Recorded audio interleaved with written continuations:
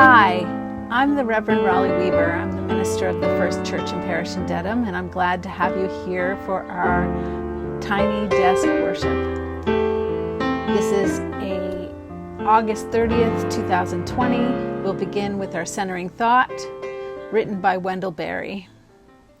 A proper community, we should remember also, is a commonwealth, a place, a resource, an economy. It answers the needs, practical as well as social and spiritual, of its members. Among them, the need to need one another. The answer to the present alignment of political power with wealth is the restoration of the identity of community and economy. And I'll ring our bell.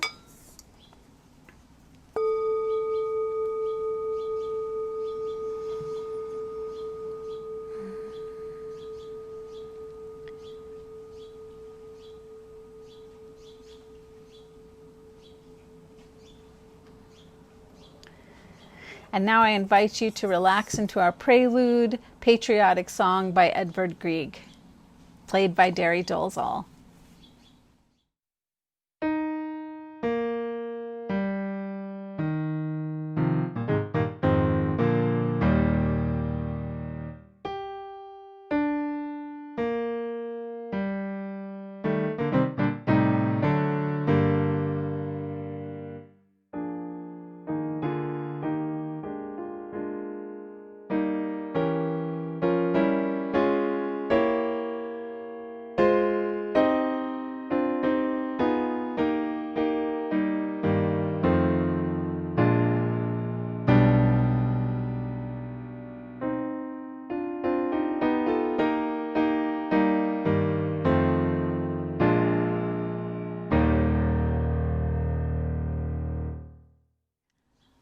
Hi, I'm the Reverend Raleigh Weaver, and this is our Tiny Desk Worship. It's our last Tiny Desk Worship of the summer session. We will take a week off next week and have Labor Day and relax.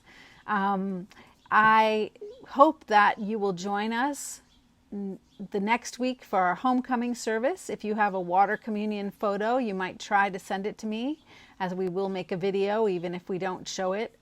And I'm waiting until Monday when I meet with the parish committee for a final decision of what we will be doing for homecoming. But I think we will be getting together in some form, so please watch your all-church email and our website and our Facebook page for information. We will now begin our worship with our introit, prelude, and chorale, Come Children of Tomorrow, by F. Week, played by Derry Dolezal.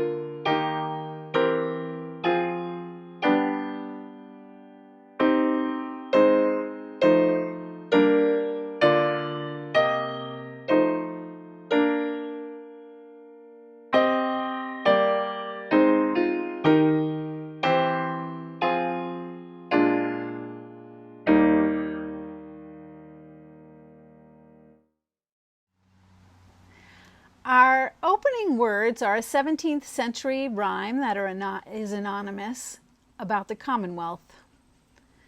The law locks up the man or woman who steals the goose off the common, but leaves the greater villain loose who steals the common from the goose. The law demands that we atone when we take things we do not own, but leaves the lords and ladies fine who takes things that are yours and mine. The poor and wretched don't escape if they conspire the law to break. This must be so, but they endure, those who conspire to make the law. The law locks up the man or woman who steals a goose off the common, and geese will still a common lack till they go and steal it back. I want to light our chalice this morning for our common good and our common wealth, and the hope that we can do what's best for all of us in the future and grow as a community in the healthiest ways possible. And I also light our green sanctuary candle for the ways that we strive to be a more sustainable congregation. Now I invite you to join with me in singing our hymn number 349 in our gray hymnal, number 349, We Gather Together.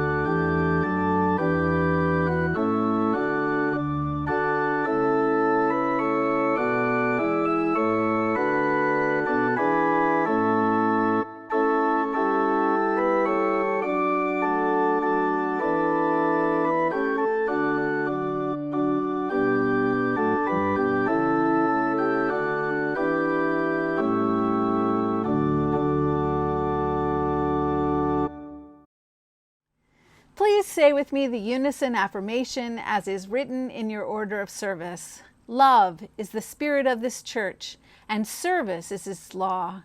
To dwell together in peace, to seek the truth in freedom, to serve humanity in love is our covenant with each other and with God. We will now have our children's message, and we'll begin with bringing this sound into your heart and your mind and your spirit so you can open your listening ears.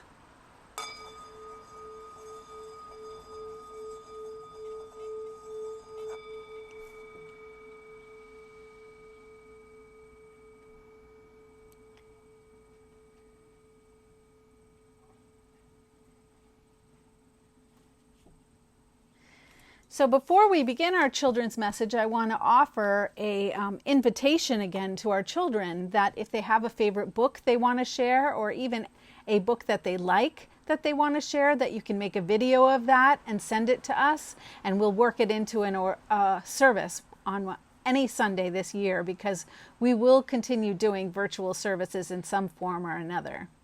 So please consider making a video of your favorite children's story for part of worship. And now we will begin our children's message. Today's story is titled, What is Given from the Heart? Written by Patricia C. McKissack, illustrated by April Harrison. I hope that you enjoyed this phenomenal story. It was a rough few months for Mama and me.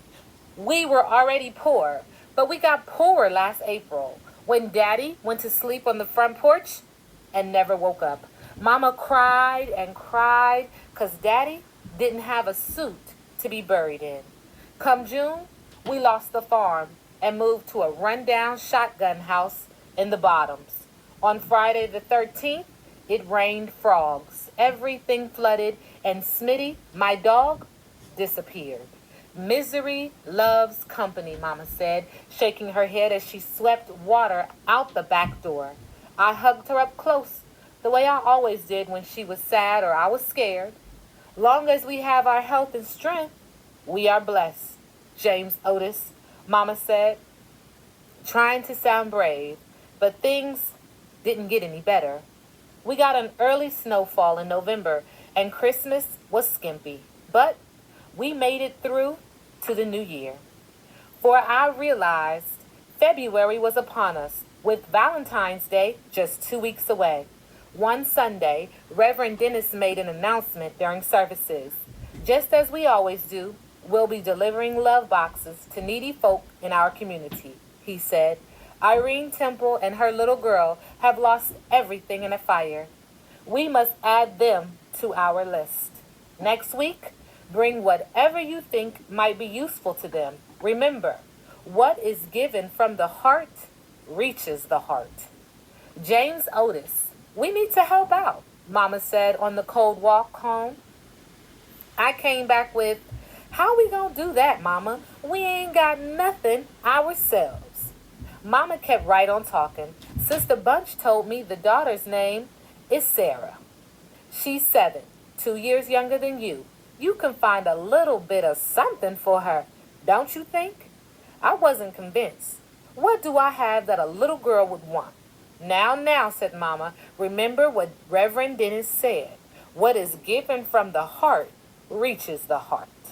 That night, I lay warm and toasty under one of Mama's quilts. Still, it made me tremble to think about fire taking away what little we did have. What can I give Sarah to make up for all she's lost? I wondered. I considered the blue ribbon I'd won in the school spelling bee. Nah, the award was important to me, but it wouldn't mean nothing to her. I looked over at my beautiful sparkling rock, the one I found down by the creek. But how would that help Sarah? You can't eat a rock. Unable to come up with anything good, I pulled the covers over my head and drifted off to sleep. Come morning, I found Mama in the kitchen, busy sewing. I know if we had a fire, I would miss my aprons, Mama explained. So I've decided to make Mrs. Temple one. But Mama, you're using the white tablecloth, the only thing you have. James Otis, I'm stitching with a loving heart. My hope is that this apron will give as much joy to Mrs. Temple as the tablecloth has given me. Mama's smile was a welcome sight. That made me study harder on what I could contribute. Maybe Sarah would like something to play with, like my whistle from Dexter Benson's birthday party. But my spit was all over it. What about my crayons?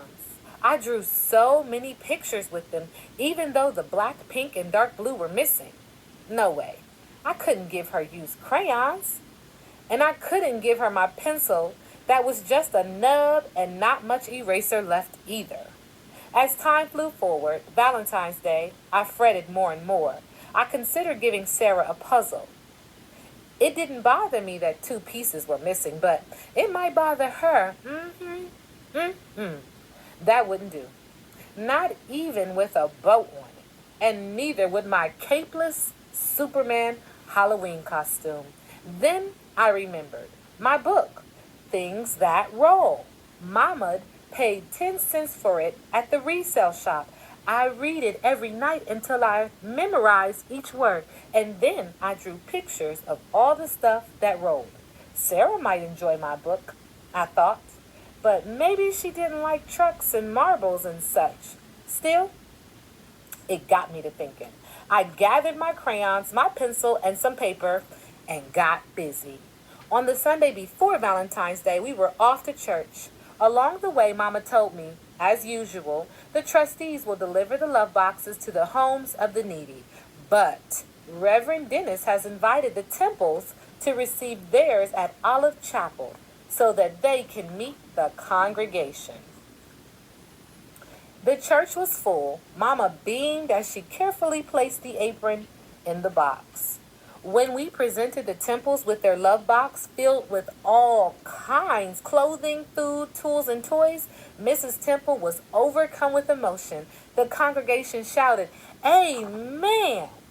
Even so, Sarah seemed sad and afraid. She clung to her mama's arm and hid her face. I walked over to where they were standing. "Hi, Sarah," I said, sounding cheery-like. "My name is James Otis, and I'm pleased to meet you." "Same to you," she answered, looking at her feet. "Here," I said, handing her my gift. I wrote it, drew the pictures, and put it together by myself, just for you. Sarah managed to smile as she stared at the book I'd made. Then, real slow-like, she read the cover. "From my heart to your heart" by James Otis Petway. "It's about a little girl named Sarah and..." "Don't tell me," she said. "I want to read about it by myself." "I can't believe it," she squealed. "A book about me?" Then she covered her mouth to catch a giggle. Seeing little Sarah happy made me happy too. I laughed out loud. I put some hard words in so you can look them up. You sound like my teacher.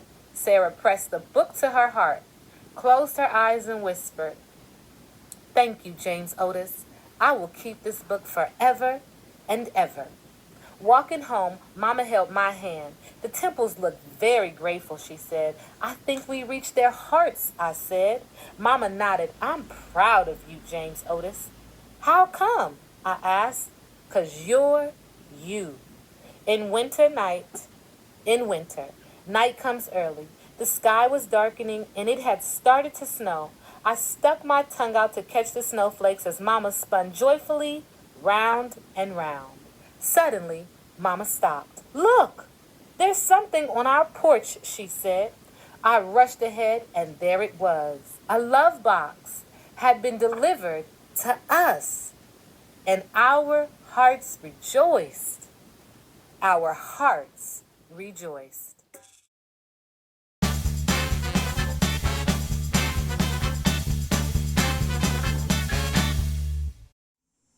Our first reading this morning is The Art of the Commonplace, Agrarian Essays by Wendell Berry.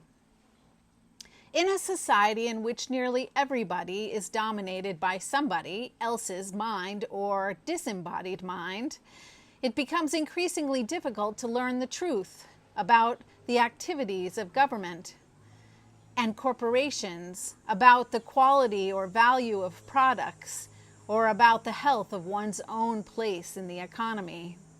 In such a society, also, our private economies will depend less and less upon our private ownership of real, usable property, and more upon property that is institutional or abstract, beyond individual control, such as money, insurance policies, certificates of deposit, stocks, and shares. And our private economies become more abstract, the mutual free helps and pleasures of family and community life will be supplanted by a kind of displaced or placeless citizenship, and by commerce with impersonal and self-interested suppliers. Thus, although we are not slaves in name and cannot be carried to market and sold as somebody else's legal chattels, we are free only within narrow limits. For all our talk about liberation and personal autonomy, there are few choices that we are free to make. What would be the point, for example, if a majority of our people decided to be self-employed? The great enemy of freedom is the alignment of political power with wealth. This alignment destroys the commonwealth, that is, the natural wealth of localities and the local economies of household, neighborhood, and community, and so destroys democracy, of which the commonwealth is the foundation and practical means. I invite you into a time of prayer or meditation, as is your practice.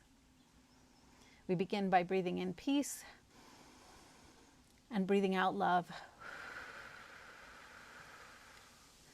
Breathing in peace and breathing out love.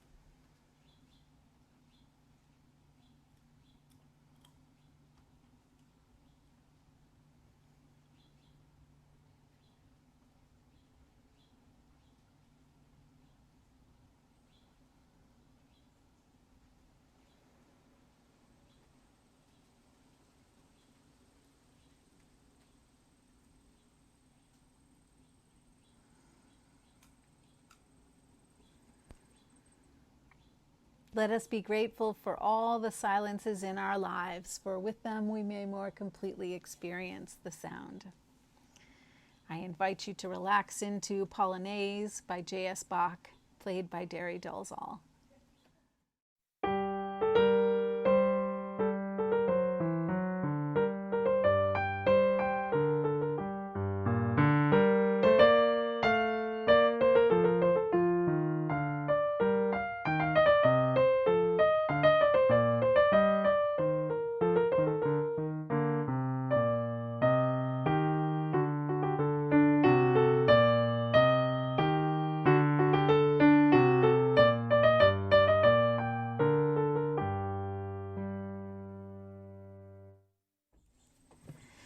Our second reading is The Tragedy of the Commons by Garrett Hardin.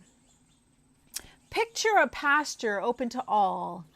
It is to be expected that each herdsman will try to keep as many cattle as possible on the commons. Such an arrangement may work reasonably satisfactorily for centuries because tribal wars, poaching, and disease keep numbers of both man and beast well below the carrying capacity of the land. Finally comes the day of reckoning. That is the day when the long-desired goal of social stability has become a reality. At this point, the inherent logic of the commons remorselessly generates tragedy. As a rational being, each herdsman seeks to maximize his gain. Explicitly or implicitly, more or less consciously, he asks, "What is the utility to me of adding one more animal to my herd?" The utility has one negative and one positive component.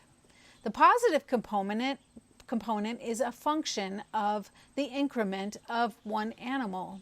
Since the herdsman receives all the proceeds from the sale of the additional animal, the positive utility is nearly +1. The negative component is a function of the additional overgrazing created by one more animal. Since, however, the effects of overgrazing are shared by all herdsmen, the negative utility for any particular decision-making herdsman is only a fraction of 1. Adding together the component partial utilities, the rational herdsman concludes that the only sensible course for him to pursue is to add another animal to his herd, and another, and another, and another.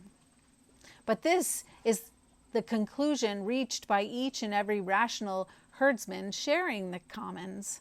Therein the tragedy. Each man is locked into a system that compels him to increase his herd without limit in a world that is limited. Ruin is the destination toward which all men rush, each pursuing his own best interest in a society that believes in the freedom of the commons. Freedom in a commons brings ruin to all. I invite you to join with me in singing hymn number 189, Light of Ages and of Nations. Hymn number 189 in your gray hymnal.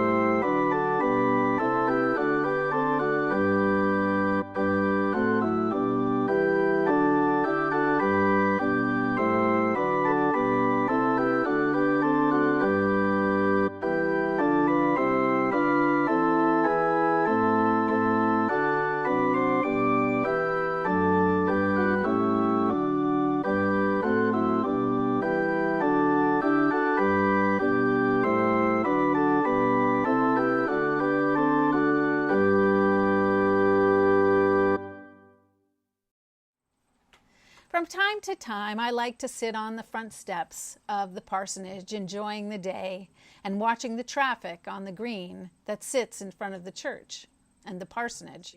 I see bicyclists pass and dog walkers go by, and I like to imagine what a modern commons would be like.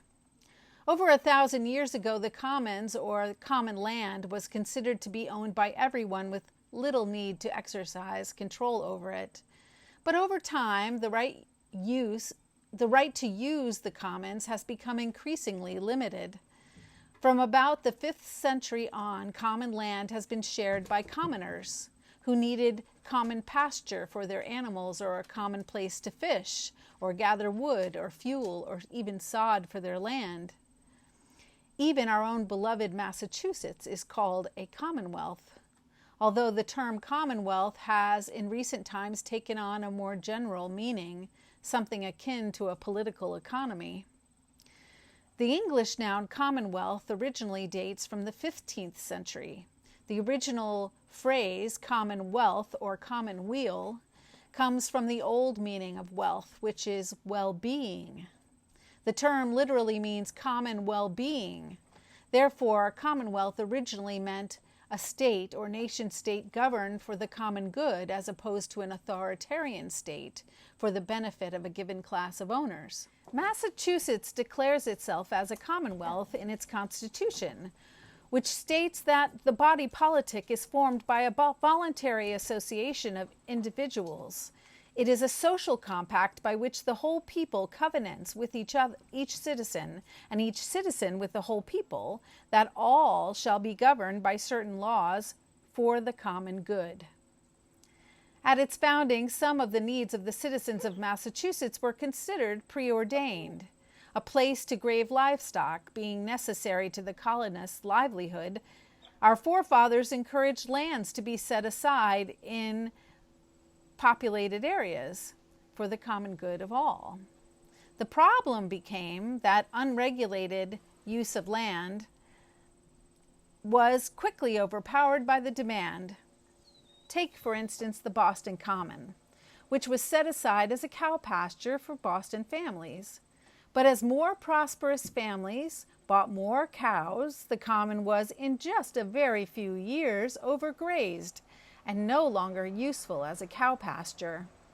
This overuse of limited resources, or the tragedy of the commons, is a problem found throughout history and is quite evident in our world today. The tragedy of the commons, with its tension between individual interests and the common good, is what I hope we can meditate on today. I dare say that how we balance our individual needs against the needs of the collective will be how we save our planet and how we go forward in our world. It will also help us figure out how to slow global warming and how we'll address hunger and homelessness and even racism. In the opening words of the Declaration of Independence, we hold these truths to be self-evident, that all men are created equal, that they are endowed by their Creator with certain unalienable rights, that among these are life and liberty and the pursuit of happiness. How would it be if all our individual and collective decisions were all centered upon that one ideal? The problem, of course, becomes quickly evident. What I believe to make me happy and what you believe will make you happy will eventually negate each other. For instance, what I need to make me happy is loud jazz music, which calms me down as I drive, but this must eventually interfere with some happy napping person with an open window.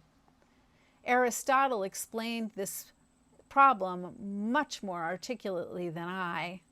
That all persons call the same thing mine is in the sense in which each does so may be a fine thing, but it is impracticable. Or, if the words are taken in the other sense, such a utility in no way conduces harmony. And there is another objection to this proposal, For that which is common to the greatest number has the least care bestowed upon it. Everyone thinks chiefly of his own, hardly at all of the common interest. For besides other considerations, everybody is more inclined to neglect the duty which he expects another to fulfill. In a world where individual prosperity and abundance is preached from every street corner, the common good is often lost and forgotten. I believe that it is equally true that when we are not blinded by our own personal needs and belongings, our eyes are wide open to see what is in the best interest of the collective. If I am not in a hurry, blinded by my busy life, it is easier to do the things as simple as recycling, which in turn means there is a bit less non-biodegradable trash in our dumps, and a smaller amount of toxins in our air, which in turn means that my actions are helping to slow global warming. Just like our pandemic made the birds sing louder and the animals more prevalent, quieting our neighborhoods makes a difference. While the free and unrestricted demand on finite resources ultimately dooms the resource through overexploitation, well-planned and creative harvesting of common resources may have unexpected long-term prosperous harvests for us all. Most scientists agree we cannot stop the tragedy of the commons through simple scientific and mathematical solutions. What is needed to deal with the discomforts of this change are new paradigms full of creativity. As Unitarian Universalists who affirm and to promote and respect an interdependent web of all existence of which we are a part, we are uniquely poised to address the current concerns of the commons. Let us lend our efforts to help find balance in a world that is increasingly polarized, searching always to find the common good of all. I invite you to join with me in singing hymn number 295 in our gray hymnal, Sing Out Praises for the Journey.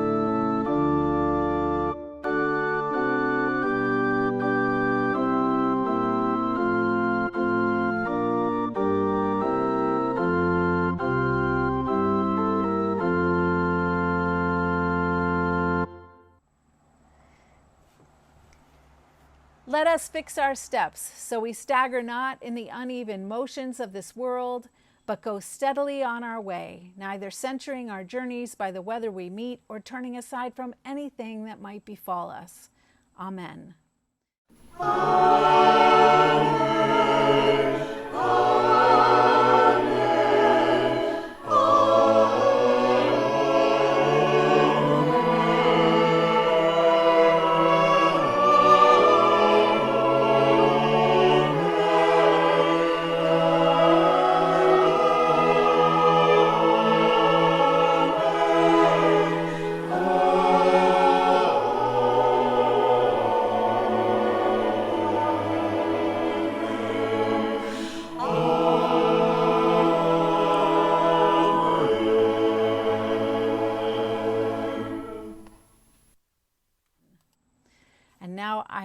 remind you that we will not be meeting next week, but you're welcome to go back and look at any old services on YouTube, and we will see you again at our homecoming service, hopefully on September 13th.